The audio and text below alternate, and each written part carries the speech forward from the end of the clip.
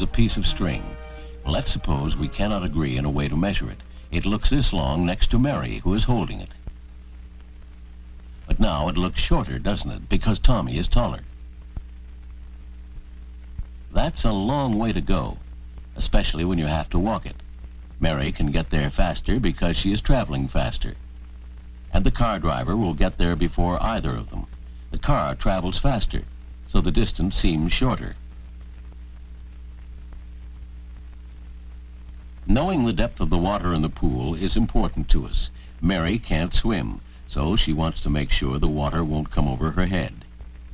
It's all right, come on in. But Tommy can swim and dive, too. He's not worried about the water going over his head, only that it's deep enough for him to dive safely. Whether the water is too deep or not deep enough depends upon what your needs are, or your point of view. Now, we know what the planet Earth looks like from space. At first, our planet seems huge. But as the space rocket moves further away, we see Earth's size in relation to all of space. Not so big after all. The water can be too deep or not deep enough depending on our needs. The road seems to be as long as it takes to travel it. It all depends on our point of view, doesn't it? That's why we need measurements, to find size, distance, and depth more accurately, and for comparison.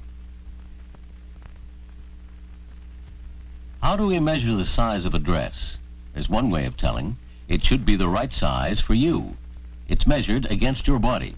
The collar should be close, but not too tight.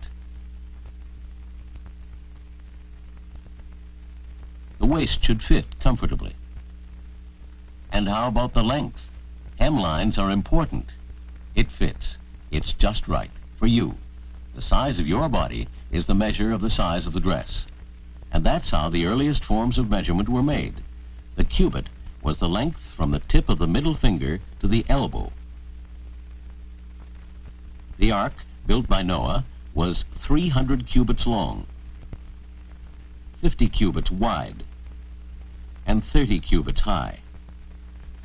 The span was the length from the tip of the thumb to the tip of the little finger. The digit was the width of the center point of the middle finger. And the yard was the length from the tips of the fingers of an outstretched arm to the middle of the chest. The fathom originally meant the distance between the fingertips when both arms were outstretched. Roman soldiers measured distance by paces. The pace was the distance from the heel to where the same heel next touched the ground. Body units were an easy way of measuring cloth or rope, or for making a bow and arrow. The bow was as long as the height of the man to his chin, and the arrow, well, he drew the stick back as though he were shooting it with the bow. When he had drawn it back to the full reach of his arm, that was the right length. But that way of measuring is not the best. Why is the human body not a good standard for measurements?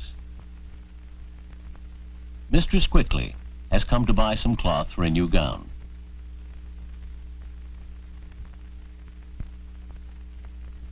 But the merchant is busy, so he sends his son to serve the customer. Mistress Quickly is not pleased. She wants 4 yards of cloth, and she knows she won't get as much if the boy measures it, because the length of his arm isn't as long as his father's. It's not fair, she says, and it isn't. But what can the merchant do? She did get a measured yard. His friend the farmer is just as confused. He measures his land in furlongs, an old English word that means furrow's length. But not all furrows are the same length, are they? It doesn't even help much if you choose something that isn't part of your own body as a measure. King Edward II of England decreed that the inch was the length of 3 barley corns laid end to end. But the king's barley corns weren't necessarily the same size as everyone else's. Standard units of measurement were needed that didn't vary from person to person or from time to time. A basic measurement used the way a man building a fence measured his logs long ago. He chose the first log to the size he wanted, and then used it to measure the length of the others. The first log was his standard unit of measurement. The cubit was the distance from the tip of a man's middle finger to his elbow. The Greeks, and later the Romans, had a standard unit of measurement called the Olympic cubit. It was equal to about 18 inches. They agreed that 2/3 of the Olympic cubit should be called a foot. The foot was divided into 12 equal parts, which the Romans called uncia, meaning 1/12. The Roman Empire spread across Europe, and the Roman soldiers brought their units of measurement of the foot and the uncia with them. Eventually, they reached Britain. The people of Britain didn't speak Latin, and they pronounced uncia in their own way. They called it inch. 12 inches make a foot. King Henry I of England decided that the yard, foot, and inch should be standardized. He determined that the yard would be the distance from the end of the fingertips of his outstretched hand to the tip of his nose.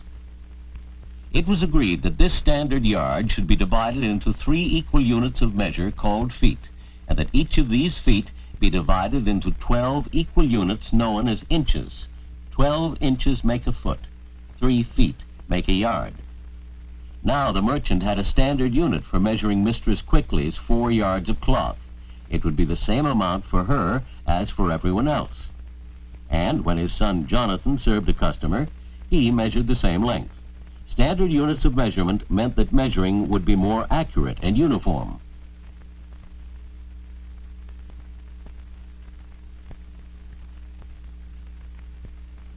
More units of measurement began to be used. In the 16th century, a rod was defined as the total length of the left feet of 16 men. The rod was made a standard unit of measurement.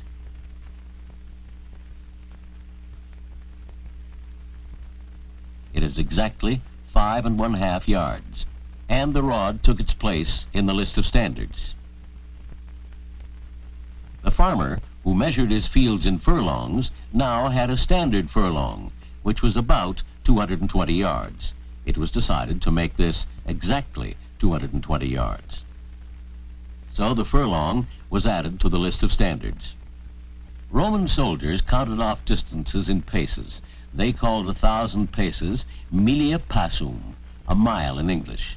When the English standardized their measurements, they decided to lengthen the mile and make it exactly 8 furlongs. What we now had was a standard set of units of measurement, from an inch to a mile. But still the units of measurement increased. The seaman's measure, the fathom, became a unit of measurement. It is 6 feet. Surveyors used long chains as a measuring unit because a chain could be folded into a small space, whereas a long stick would be hard to handle. The chain became a standard unit of measurement. It was 22 yards. The fathom and the chain were added.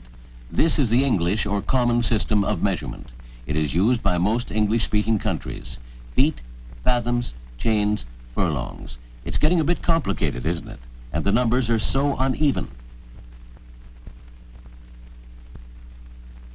Of course, we can use a conversion table like this. This table shows that there is 16.5 feet in a rod, or that there is 0.08333 feet in an inch. These are difficult figures to use. There's an easier method of measurement. It's called the metric system.